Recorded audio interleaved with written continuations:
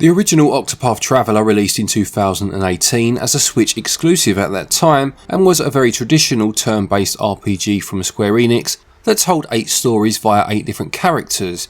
It utilised Square Enix's new HD 2D art style, combining Super Nintendo style character sprites and textures with HD polygonal environments. The sequel is now about to release and promises 8 new stories. Is it well travelled, or should you avoid this path completely? Well, I'm Glen Bolger, thank you to Square Enix for the review code, and now let's find out.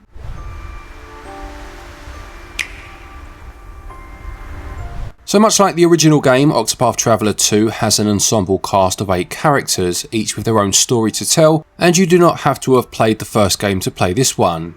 You can choose whichever character you want to start with, and the stories of each are varied and interesting. Some of these include Frone the thief, who is looking to escape from her life of crime, Oswald the scholar, wrongly imprisoned for the murder of his family, and Ochette the hunter, who must save her village and ultimately the world from a threat called the Calamity.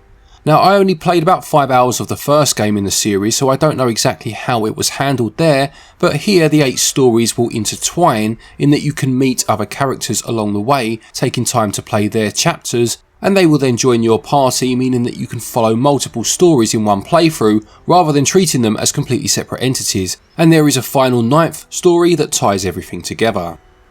So gameplay wise, this being quite a traditional RPG sees it play out in a manner that you'd expect in terms of structure.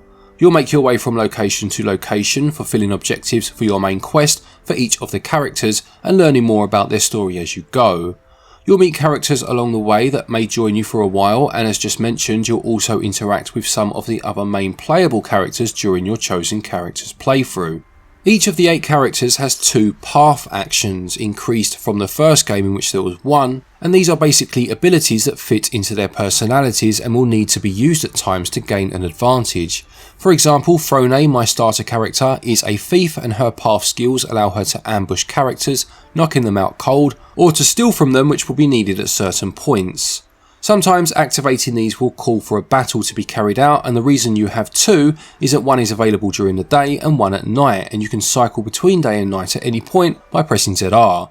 Sometimes I found these path actions a little tedious, as they amounted to little more than needing to extract some information from someone about something, so you'd basically follow all of the green dots on your map, using it on various people until you found the one person that had what you needed.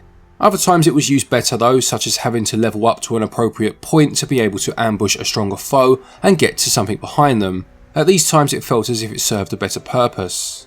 There are side quests to take on too, and these will generally reward you with extra items or powerful skills that could really assist you in your main quest, such as the EX skills, which are unique to each character, so they are definitely worth seeking out. Moving between locations will see each area rated in terms of how dangerous it is deemed, as you will run into battles via the age-old trope of random encounters whilst moving around outside of towns.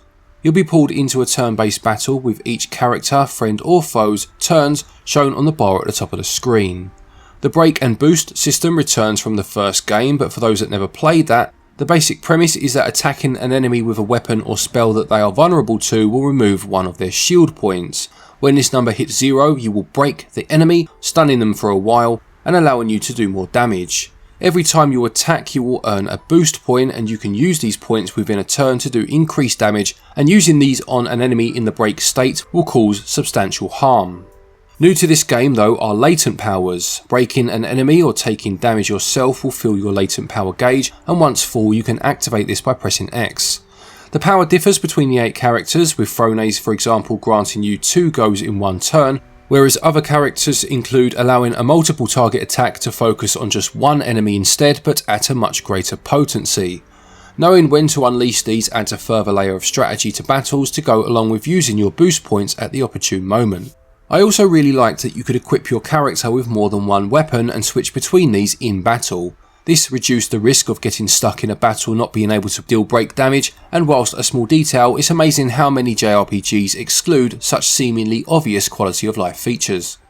Success in battle will reward you with both experience and job points, and possibly items, with the former helping you to level up over time and become stronger, and the latter allowing you to purchase new abilities to use in subsequent battles. As well as this, there will be equipable gear that you can pick up, and these grant you new attributes or buffs in battle, and then there is the job system, which allows you to acquire secondary job licenses which can grant a character access to weapons or perks that would have otherwise been unavailable to them, further increasing the ways that you can build your perfect party members. This does not negate the need to grind, which is still more prevalent than I would have liked, I must say, but it does certainly offer alternative ways of getting through a tough spot. I also liked how each character had a passive skill or talent which would become active upon entering a battle. These could include inflicting a status ailment on enemies as soon as the battle begins, or being able to determine a weak spot immediately, meaning that breaking unfamiliar foes is easier. All in all, I found the battling system to be extremely robust, reminding me in some ways of a series that I have a lot of time for in Bravely Default, and it felt fresh throughout, something vitally important in an RPG that retains random battles. The bosses are a particular highlight, feeling very strategic as they should. I mentioned earlier that you will interact with the other main characters whilst playing, and this is because you will encounter them during each other's story. I really liked this as it does help to create a larger picture to the main narrative while still allowing each individual character's story to have its moment in the sun. The world map will show you where each character is in order to meet them and begin their tale, or where their next chapter lies if you wish to pursue it further. Any items, job points or levels gained during the segment will be kept.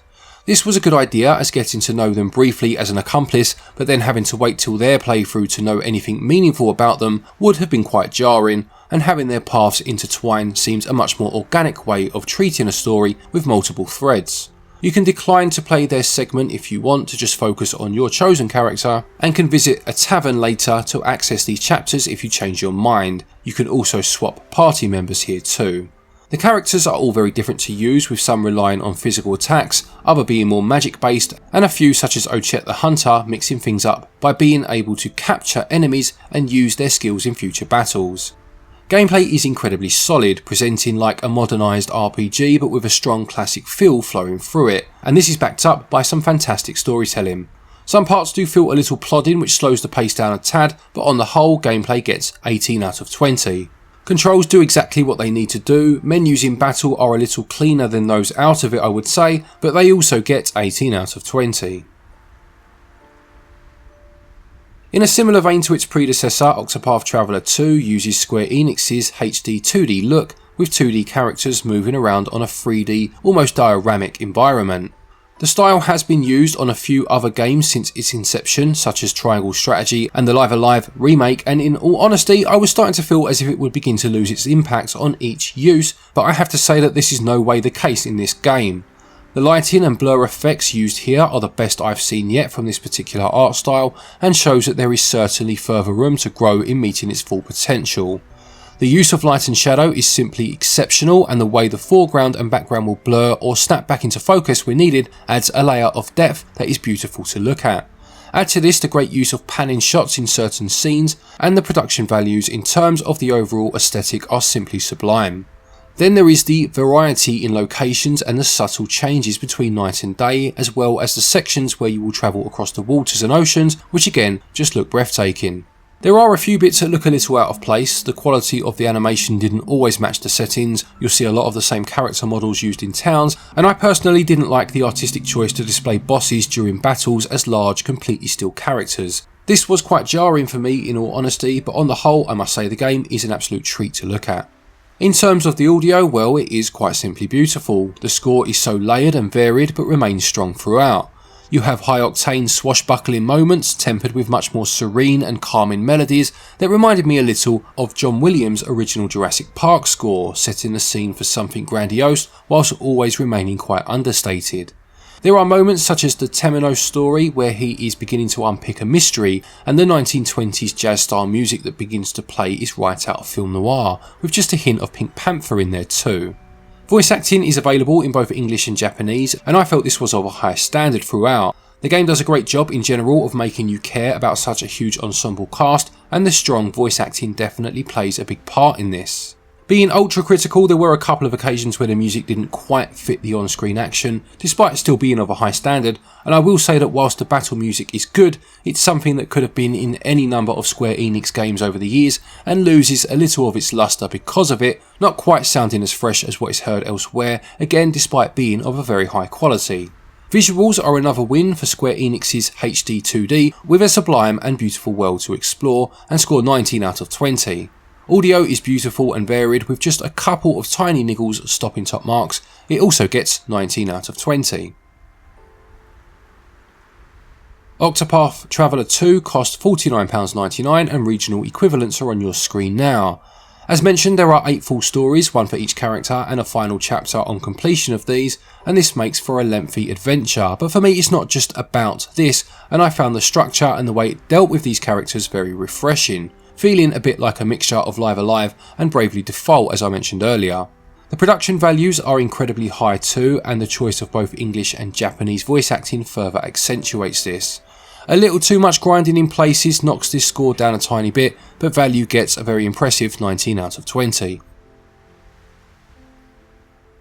To conclude, as someone who has very limited time for huge turn-based RPGs these days, one has to offer something a little different to capture my continued attention. Octopath Traveler 2 does exactly this, and does it in a number of ways through an interesting battle system, further intricacies such as secondary jobs, a rich and vibrant world, and a cast of interesting characters, each with a compelling tale to tell.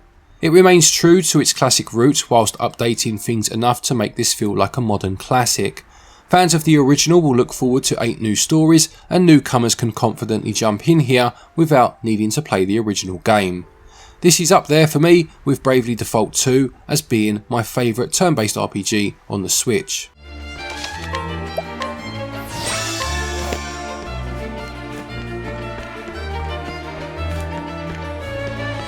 Octopath Traveler 2 gets a SwitchUp score of 93%.